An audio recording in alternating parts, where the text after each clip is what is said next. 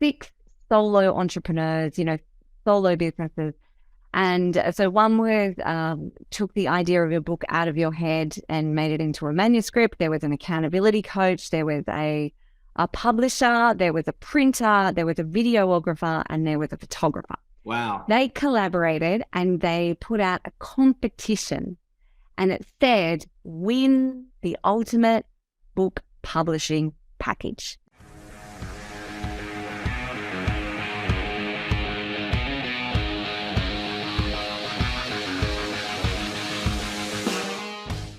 I was once talking to a friend of mine, Sebastian, and he said every business needs 3 types of customer. What are those 3 types? One of those customers is the type of person that ends up buying your product or service. You need to build a business around them. The second type of customer is someone who one day might buy your business or invest in your business. So once again, build your business around them.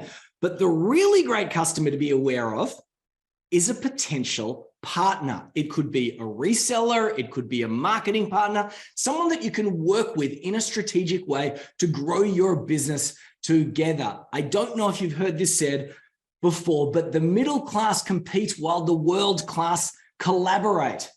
And a world class collaborator that I know is Therese Tarlinton, who's with me right now. How are you, Therese? Hello, James. So cool to be here, and I really can't wait to have this conversation. Well, Therese is the author of this book. Check it out, Swap. It's an Amazon bestseller. It's got all the different things all over it here. She's also an incredible public speaker.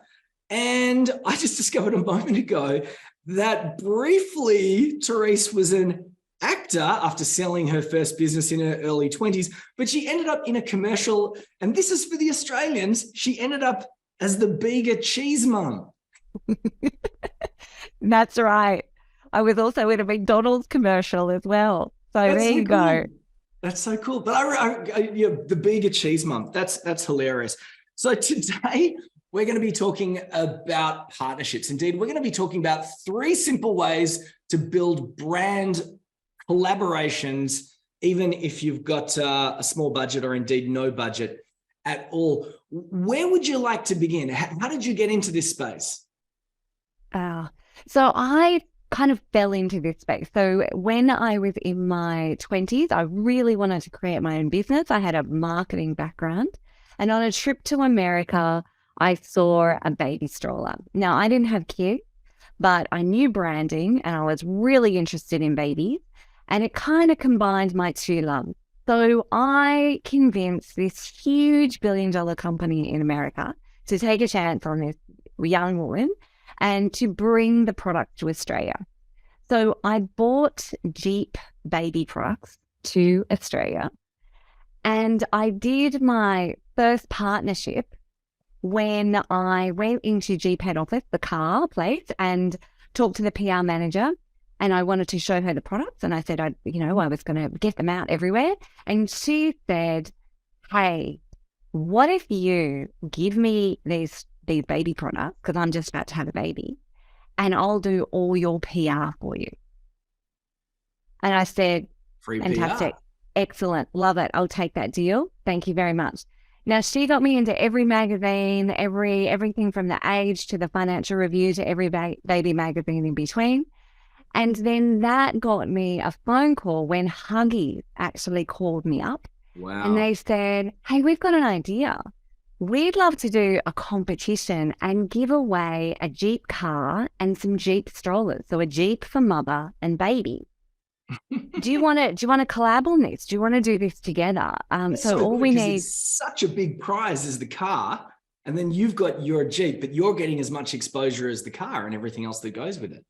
I want to unpack this a little bit. So straight off, you had the conversation with the person and that there was a deal was made. In a way, it was a strategic alliance because money wasn't exchanged hands. You got some services. They got something that was of high value to them, but was easy for you to provide. But then there was a second level to this. And I really like this. When she got you the PR, and this is what I really think about when I think about strategic marketing alliances, partnerships, brand collaborations. When you got that PR, what you were doing in essence was leveraging the audiences of other people. Absolutely. That is, if that's the one, I mean, there's lots of benefits of collaboration, but straight off the bat, it is about leveraging the assets that you've got and actually tapping that into another audience. And the best bit about collaboration is that you've got something that I don't have. Yeah. And so together, we're better than the individual. And then the best collaborations are when the customer is at the center of that promotion. And so they get to have the ultimate win. Like they get to have a better experience or a better outcome or something that surprises and delights them because we decided to do something together. And there's another element about this that I want to highlight, because when people come into our world and we talk about partnerships, so you call them swaps. I like this. We call them SMAPs, strategic marketing alliances and partnerships, but swaps is pretty damn cool. A lot of people say, but my business is only small, or what do I have to offer?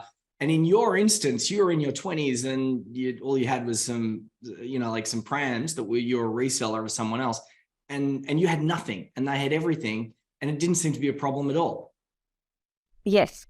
And that's still true to this day, because I've also worked for a lot of big brands, and big brands are kind of a bit like the Titanic, right? They're like really hard to turn. They're like full of levels and paperwork, and it's just, they're not nimble. And what is great, what is amazing and irresistible to big brands is innovation, agility, bravery. So big brands are sometimes very faceless, right? Yeah. Like, whereas small brands are very personable, very connected, very engaged with their audience. So what Huggies got, and so what the PR agency got, and then what Huggies got, and actually because it was through Coles, what Coles also got is they got to be linked with a brand that was trending in the media. Yeah. They got to be linked with something that was hot and new and different. And that's what you need to capitalize on. I mean, that is your superpower. So this is interesting. And I just want to pause here. So there's this idea that what have I got? These bigger brands have got all these different things. They have these massive audiences. What can I bring to the table? And Therese used some words like innovation, agility, bravery. Use the word that they are faceless. One thing that I've seen happen again and again, and this has been specific to me and my experience, is that they are faceless, which means that they lack a degree of authenticity. If I was to hit the, I don't know, I'm thinking of a big telecommunications company, but if I was to hit the website of a big telecommunications company and they offered me a free resource about how I could, I don't know, run my small business, I'm not sure I would trust that free resource. But if that big telecommunications company had a free resource and it was produced by Therese with her face on the cover talking about how, small businesses can form partnerships, I'm suddenly looking at that going, oh yeah, that seems credible to me. This person is authentic. Yes. We bring the human side to their otherwise faceless, inauthentic brands. Absolutely. And that's the benefit of being that coach, that consultant, that figure, that whether you have this IP around something that you do. And so you're a specialist, you're a leader, and you're super passionate, like over the top passionate about what you do. And the big brands, as you say, like when big brands put out something, it feels very marketing. It feels very, I'm putting this out, there's something at the end that I want. But when small brands share their story, their insights, their experience, then other business owners connect with that. And they're like, yeah, I had that same problem, or I'm experiencing that in my business right now. And you got out of it. You were able to see a path forward. So maybe there's a chance for me. or maybe I could double my sales, or whatever that issue is. That, how do I get from 500,000 to 1 million? Well, that person just was able to do it, so maybe I can learn. So that is the best example of why I always say that, big brands need what small brands have. And Yeah. that is around that agility and that connection. Yeah, I just had a funny little flashback as you were telling this story. I can remember a bunch of years back, I was doing my thing, and I got a phone call from a content marketing agency asking whether I could produce blog posts for Australia's largest bank. And I was like, yeah, this is cool, because they've got this massive blog, they've got this massive database, they've got this massive reach. And so they hooked up a conversation with me from someone from the marketing division of this bank. And we talked about the ideas for blog posts and angles and articles. And I'm thinking, whoa, I'm going to get so much exposure here. This is going to be so good. And then at the end of it, she totally floored me when she said, so, what are your rates? How much money will we need to pay you to make this happen? And I would have done I would have done it all for free. It was like 20 blog posts. I would have done it all for free. And my brain just went, whoa, these big brands, they need me more than I ever thought. And the crazy thing is because I'm not a freelance journalist or anything, I threw a number down, right, that I just thought was big, just to see what would happen. My journalism pay rate, I discovered this later, I was getting paid for those 20 blog posts more than the highest paid print journalist in Australia. Yeah, but based on the numbers, and I wrote all 20 in a day, because they were all things that I talked about 100 times before. So let's talk about your background. And I was just looking at your history here and all the bunch of different things that you've done. You've done things, you've introduced partnerships across 5 countries, always in B2B, by the way, guys and gals. You helped a SaaS company get seed. I'm very interested in that as the co-founder of a SaaS company. You've done TV product placements, AS listed companies. You've worked with them. How did this all begin? How did you end up in the partnership space? And tell me about one or two of them. Sure. So as I said, I started with my own business, and when I sold that business in the baby industry, and I just decided, you know what? I think I know something. I think I know something that can help. So I started going into big listed companies and saying, I know how to make you stand apart. I know how to actually engage with small brands to do great things. And so I started looking at what is the potential and what is their obstacles. And so I went into, e-commerce when e-commerce was, just starting out, and did a collaboration with a charity. So it was actually like the McGrath Foundation. They have like the pink test. So their brand is around pink, their brand is around breast cancer. And so I was like, what if we could actually auction off some pink diamonds on this website and actually raise money for breast cancer research, but also create this amazing flood of people, but also flood of goodwill towards our brand? How would that look? And so I did that, like a number of times. Super cool. And then I was like, what if we did it with a football club? What if we did it with a Red Bull racing suit? What if we actually took these communities that have incredibly strong following and we introduced them to our brand in an e-commerce environment? And so that worked, really well. And then the company actually bought another few retailers. So I got to work on another retailer. And that was, I did a TV idea. Like I went to one of the producers and I said to him, hey, I've got this idea. Why don't we actually, Oprah had just done the, you get a car, you get a car. And I was like, what could we do in Australia around that same kind of thing? So I pitched that what we could do is this retailer, we can actually have a studio audience of really deserving people who are, doing it a bit tough at the moment. We got some charities involved.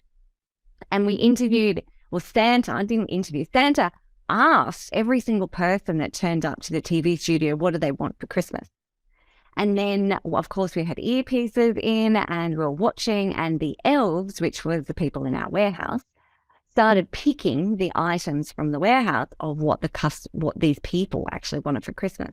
And then we went in, and obviously they were seated in a particular order, and our staff were dressed as elves in the company colors, and actually got them and was giving out TVs and Xboxes and, and all these great things for Christmas.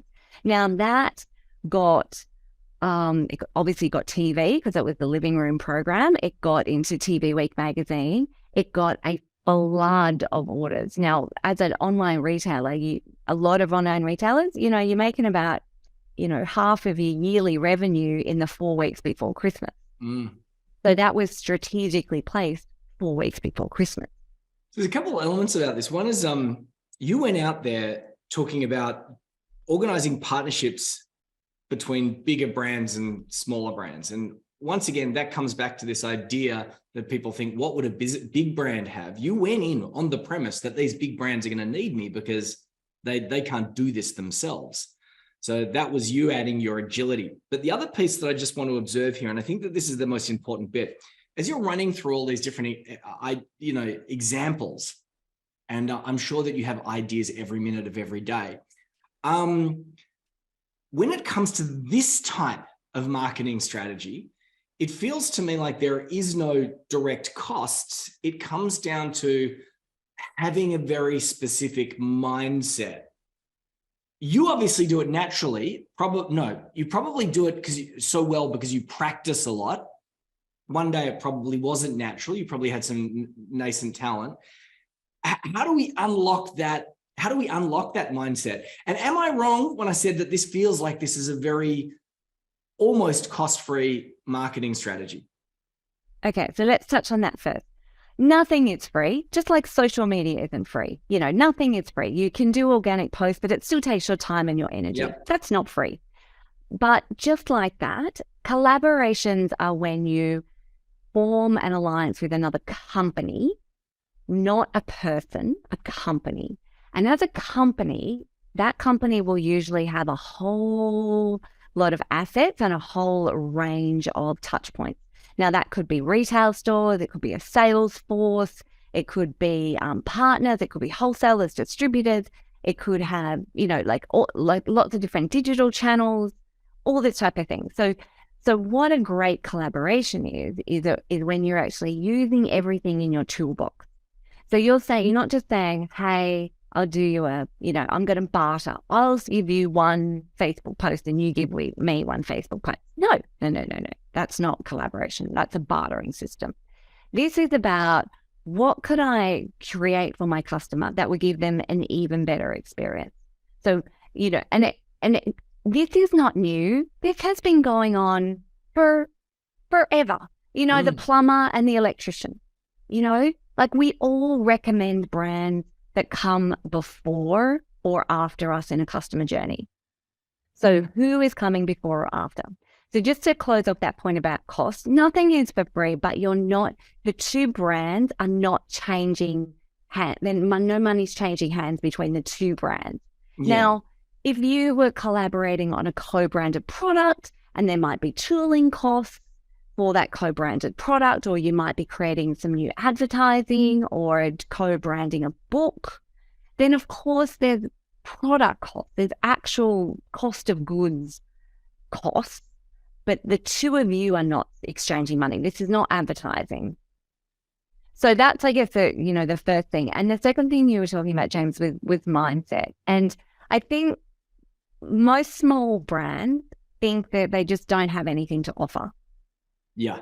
And that's simply not true. That is simply not true. And I remember one night I actually sat with a glass of wine and I was like, somebody said to me, I haven't got anything to offer. And I said, I bet you have. And I came up with a list of 103 assets that you're probably sitting on that you haven't even thought about or you didn't even realize that you had, that you could use to do brand collaboration.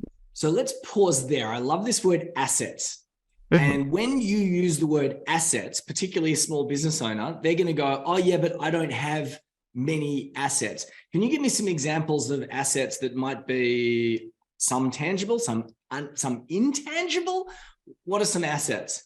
Yeah, great question. So it depends on your background. So for me, when I was in manufacturing, I knew how to manufacture to a safety standard. I knew the labs that had to be contacted. I knew who to contact overseas. I knew how to get freight in and out and around in an environment that was, clogged. I knew how to approach a safety standard and how to get that through. I knew how to get into Target once I got into Target. Then I knew how to get into Target and what all their regulations and requirements were. I then knew how to do warehousing, how to do third-party warehousing. I then knew all the things that parents needed when they had a stroller, which made me think about all the other things they needed when they had a baby, which gave me product ideas. So when I say asset, that next person, that next brand, they might be like, I really want to create something. I would love to create a product, but I have not the first idea how to create a product. So that's where great co-branded products come from, when you've got a great brand and a great product supplier. So that could be a product and a product. It could be a product and a service. It could be, like a product and a SaaS. It could be, a SaaS and a service. It's all about what have you got. And so the assets really they can be really broad. So one can actually be your experience packaged up that you can do something someone else can't. Yep. It could be around your audience knowledge. It could be that you've done research. It could be that how frequently, parents are actually buying frozen peas. It could be around as a consultant. It could be that, I help brands come up with the right partnerships, but also launch new products. That's my superpower. But what if I didn't know how to get my books done, like my account? Yeah. What if I didn't know how to get, legal stuff done? Like, what are all the things that I know that I can help someone else with, and which would be a good exchange of value? Because again, I thought of one or two thoughts suddenly like popped into my brain from experience from the past. But when we're talking about assets, there were some examples here. Experience packaged up, research that you might have. There are definitely things which could be the size of your database or the size of your audience. Yes. You might have these things. Now, I remember years ago, so this is one of my personal experiences once again, is I was talking to someone about a very similar conversation to this, but what do I have? What do I have? And this person said to me, you're really approachable on webinars, right? Now, this is I don't know what you call this. It's a skill or a trait. It's something like that. And it was something that I'd never really appreciated in myself. The same way that your face appeared on the box of Huggies is probably something that you didn't appreciate about yourself. And that could be a knowledge thing. It could be a skills thing. It could be a different way of looking at the world. Anyway, what ended up happening with that is GoToWebinar, which was one of the original webinar technologies, ended up engaging me to host a series of their webinars, at which point, once again, I was getting paid to self-promote myself and my own brand to an international network of business owners as a host or an MC for a series of their webinars. And then I went on to do my own webinars, and that was something very, very, very much intangible, and it was a trait. And that's the thing, that your charisma, the way that you come across, how you affect an audience, how people can see themselves in you. Like, these are all things that are very hard to measure, but are just alluring to a big brand, right? Like, it's a very different. I have been, the head of marketing. I've been that face, but to be a face of a company that's done something is a very different thing. So people trust you more than they would trust a position in a company. because it feels like you're being paid to say that. Like, you know, like, you know, you're kind of Even in though your, I was. well, yeah, I mean, look, let's be serious about this. Like we all have to be commercial, or we all have to go and get a job at Bunnings, right? Yeah. Like, you know, so we all exist to actually make to have fun. When the first thing is you should be having fun in your business, because otherwise life's too hard, right? But then I always feel like as a small business owner, you want to be having fun, but you're doing all the things and wearing all the hats, and it's a bit difficult. Finding somebody else who has the exact same customer as you, but does not compete with you, all of a sudden makes it so much more fun, because you're both talking to the same person. You're both trying to give this same person an irresistible experience. But you get to work with someone who knows your customer as well as you do, but does not compete at all.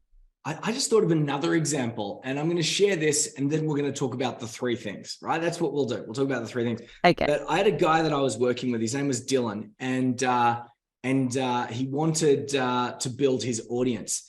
And he had a rock climbing business, and he went to the organizers of, I don't know, the Australasian Rock Climbing Outdoor Adventure Expo, something like that. And I'm looking at your list here. You had experiences packaged up. He went and said to them, when everyone arrives at the expo, wouldn't it be useful to be able to gather information about the people that are walking through the door? And they went, that would be useful. We'd be able to sell that to our booth holders. And he said, well, I've got the experience and know-how to be able to set up a customer survey. They went, that's really, really great. Then the next thing is that they together pulled together a customer survey. He built it because he had the skills. And every time anyone went to the expo, they had to, registered for the expo, they had to answer a bunch of questions. So they gathered the research.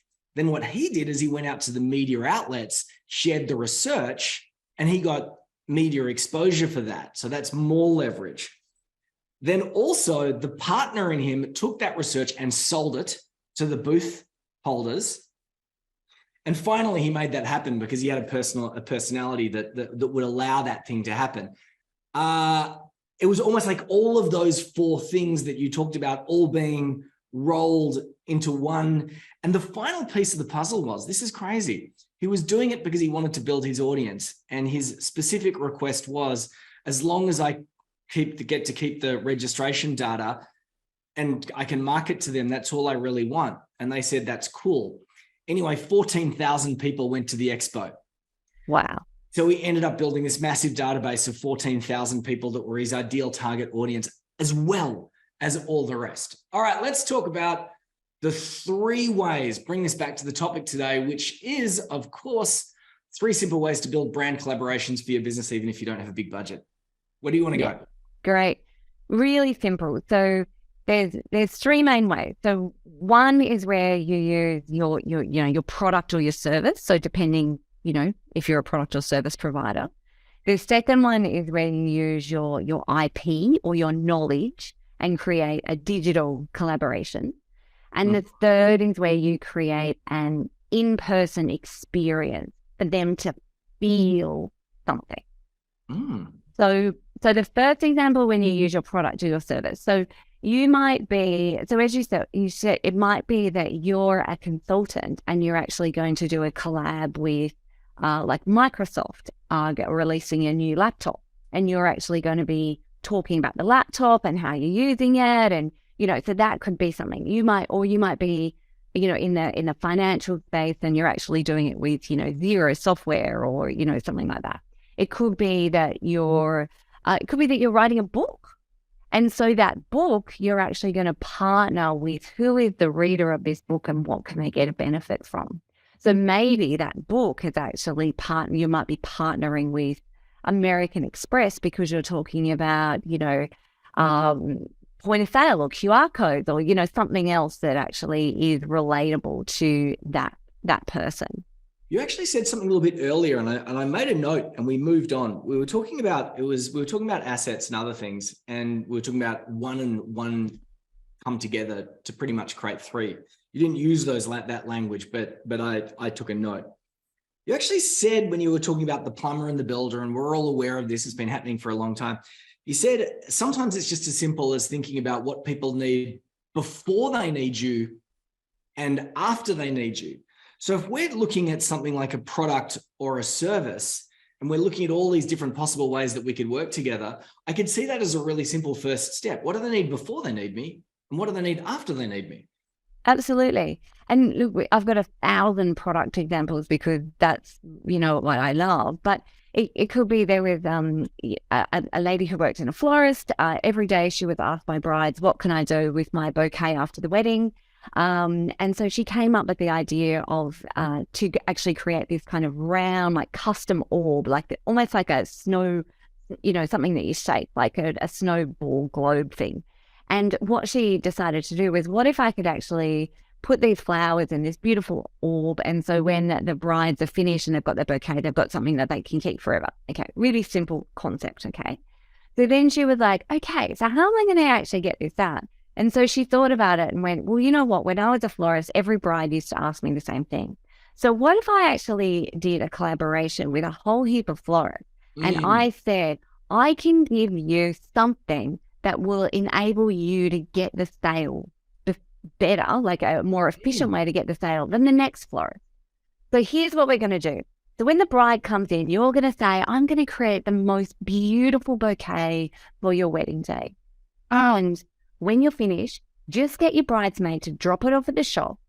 And I'm going to send it off and we're going to create this beautiful custom orb. It's going to have the groom's lapel. It's going to have your grandmother's pin in it. We're going to create something so beautiful. And by the time you get back from your honeymoon, you will have it. What do you think? Now that closed more sales than any other thing because ultimately it solved a problem for the bride. So the bride not only got the bouquet, then she got the product at the end of it that made it an even better experience. It's an interesting analogy because that's the after piece. What are people going to want after the wedding? And then, of course, in that instance, you could go before the wedding. What are all the other things? People having conversations with dressmakers and caterers and all the other stuff. And it's a really good example. But I'm going to put it to everybody out there listening to this, watching this, is that if you can take a moment just to think about all the other products and services people need before you, and then after you, probably there's going to be a bunch of others that pop up, which are while they need you. And that's probably that's a good way to segue into the second one that you talked about. Yeah. So we could do a product or service partnership. And then you said an IP or knowledge partnership. Yeah. So that's when, so digital is great, right? And I would say if this is like, this is your couch to 5Ks, if you're just starting off in partnership, digital collaborations are super easy, really quick, really nice way to ease yourself into this. So it could be as simple as actually an exchange. So it could be, hey, I want to write this article. I already recommend your software. I'm going to put a backlink in it. Or, I'm already recommending, you every day of the week. So how about we write a co-branded article and I'll put it on my website and email and social. You do it on yours and off we go. So it could be really, really simple like that.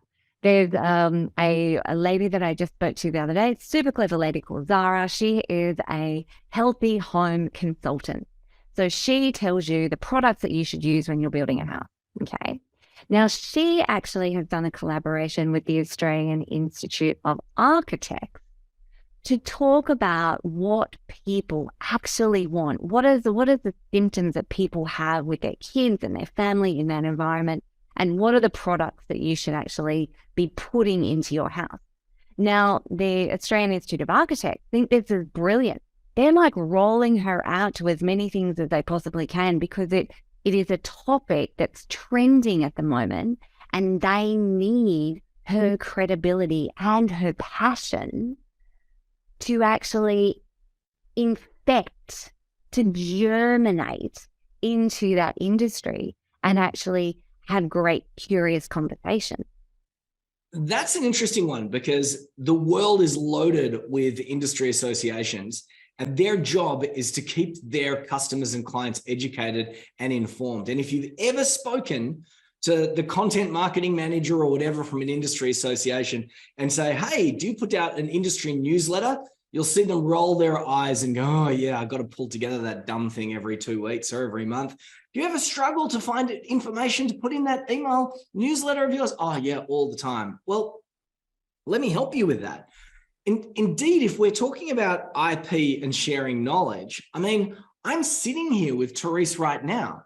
A podcast is an example of me creating something, partnering with other people, and they get a benefit from it. I'm also obviously recording this for our B2B Scale Summit, and I pull together, 16, 20 industry experts, and we all benefit. And the 16, 20 experts all talk about the summit on their social media, and then one person's talking about their episode. People come to that, they discover Therese's episode. It's this wonderful, I don't know, self-fulfilling situation where I began in that moment of what do people need before they need our products and services? What do they need after? What do they need during? And one of those things is naturally going to be collabs. Now, the third one you talked about was in-person experiences.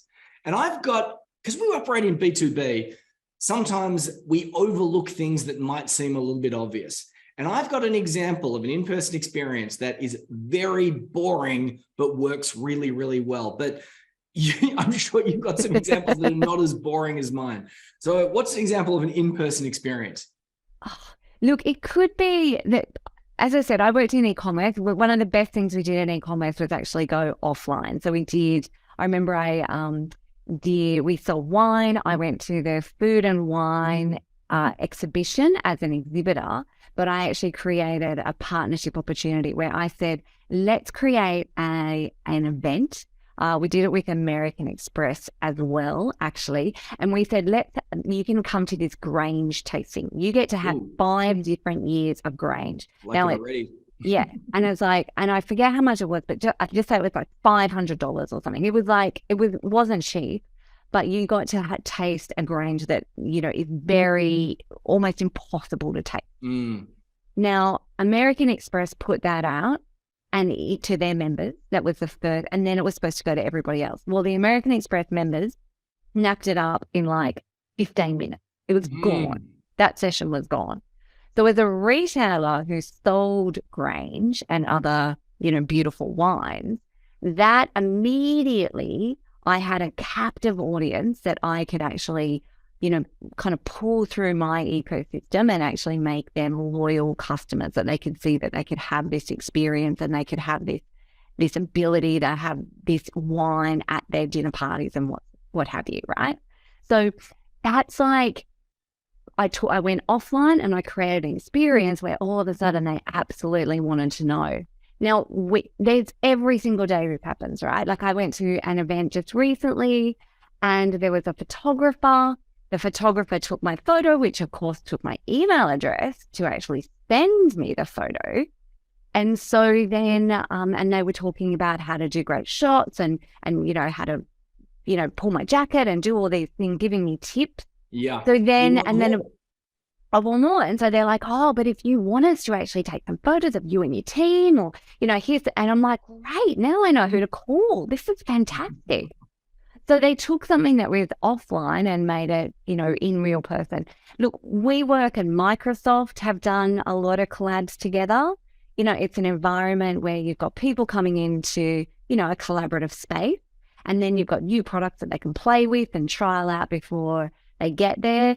They've also done collaborations. WeWork have also done collaborations with like the coffee providers to actually get sampling into the hands of people that they want drinking their coffee. They've done collaborations with Airbnb to say you need to get away, and actually we'll help you find a space where you can download, you can get away from work. They've also done ones with like JP Morgan. They knew their customer so well, and they wanted to cement that loyalty with that customer. So it was all about for them, what are the brands and people and experiences that we can create in person that will solidify our customers to become, raving fans of our brand. So I'm gonna run through the three different ways And I'm going to apply just some really boring common sense examples, right? So the first one was joining some sort of product or service. There is a really simple process where when somebody buys your product or service, you introduce somebody else's product or service, or somebody buys their product or service and they introduce your product or service. If you understand what people need before and after you, that is a very, very simple way to collaborate. When we talk about IP or knowledge products as well too, there are ways, once again, where someone can buy something from you and then you can direct them to somebody else's product. But the one that's jumping top of mind for me are these marketing collaborations, like what we're doing now, where you pull together a bunch of different people and you host a summit or a virtual summit. Or maybe you can pull together a joint lead magnet or something like that. And it doesn't matter if you've only, you've got this tiny business and maybe you've got a tiny list of, 300, 500 people in your database. You're surrounded by tons of people every day at every networking event that you go to that have similar sized audiences. Five people with a similar sized audience might be 2,500, 3,000 people that suddenly you're all marketing to. Now, the third one is the in-person experience. Now, this is the one that I just said is so boring and obvious. And I'm just going to say a round table lunch coordinated by 3 to 5 complementary, non-competitive business operators. And I've got a friend that does this superbly. This is what he does, Therese. You'll love this. He sits down with his 2 to 3 business owner buddies, guys and gals, and he says, who do you know that's kind of a big deal in our space? And one of them will go, I know the CEO of a football club. Or someone will say, I know the founder of that franchise over there. And they go, well, can you see if we can get that person to come to lunch with us? And they go, yeah, sure, that's fine. And then the other 2 or 3 or 4 business owners go out to their databases and they say, we're hosting a roundtable with special guest Therese Tarlinton, author of this book, this, that. Who would, if anyone's interested, let me know. And what happens is that 3 people from my network raise their hand, 2 people from that person's network raise their hand, and 1 person from this network raises their hand, and they're also someone a little bit famous. So they go out again and they say, oh, great news. Not only do we have Therese Tarlinton, but we've got James Tuckerman, excuse me to blow my own trumpet, right? And then they've got Therese and they got that, and they put it out again. And then someone else raises their hand and it's someone, and then before you know it, everyone's going, I've got to get to that roundtable. Right. Can you believe it? They've got Therese, they've got James, they've got Simon, they've got, Sandra. And this is a bunch of businesses that probably are quite small and they're doing it together. And then they end up with a vibrant, once in a lifetime experience where everybody gets the positive feels because they got to meet someone that might be a best-selling author or someone that they follow online. Absolutely. And James, think of the leverage of that, just of one experience for a minute, because I saw some businesses come together and it was a really great example. 6 solo entrepreneurs, solo businesses. And so one was took the idea of your book out of your head and made it into a manuscript. There was an accountability coach. There was a publisher. There was a printer. There was a videographer, and there was a photographer. Wow. They collaborated and they put out a competition. And it said, win the ultimate book publishing package. Yeah, wow. Now, none of those people competed, obviously. No. And so they created an amazing database, right? And of course, they all got to, during that promotional period, they all got to appear on each other's podcasts and blogs and social and shares, and they spoke at each other's and they were in each other's newsletters and they were pushing into each other's ecosystem. And then they had a database that, and they knew every single person that entered was actually interested in their product. In the complete set too. They're complete. And so then think about that. That was a competition. Now, that could have been a podcast series. It could have been a 3-day retreat where they got to learn from all these experts. It could be a webinar series. It could be a course that they all collaborated on. It could be all of the above. Exactly. And that's the beauty. And I guess if there's one, thing that I kind of want to bang on about is the fact that when you do a great collab, this isn't about your 15 seconds of fame, right? This is about how can you take this magic that happened and actually pull it apart and use it across your marketing for like the next year. Because you've just created all this gold, all this goodwill, like all this energy. So how do you take that and actually repurpose it? How do you take it and milk it? How do you take it and turn your taxi light on and get the next partnership because you can illustrate what a great partner you are?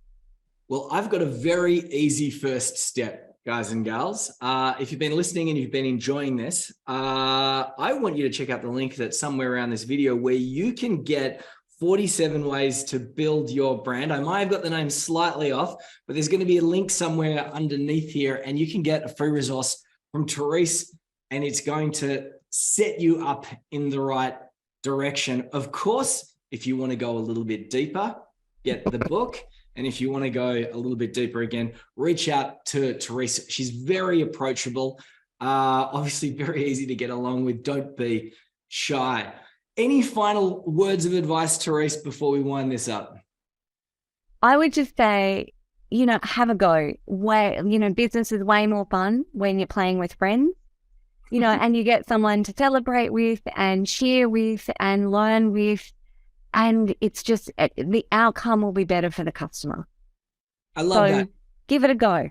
People say that entrepreneurship is a lonely journey, only if you let it. Only if you let it. Thank you, Therese. Thank you so much for your time. Oh, James, it's been a pleasure. Thank you so much.